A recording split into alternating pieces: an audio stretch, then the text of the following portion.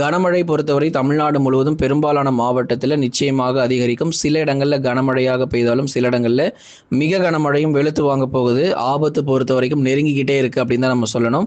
ஏன்னா வங்கக்கடல் பகுதிகளில் உருவாகக்கூடிய குறைந்த காற்றழுத்த தாழ்வு பகுதி பொறுத்த வரைக்கும் தாழ்வு பகுதியாக மட்டும் இல்லாமல் தாழ்வு மண்டலமாகவும் வலுப்பெறுவதற்கான வாய்ப்புகள் மிக அதிகமாக நம்ம எதிர்பார்க்கிறோம்.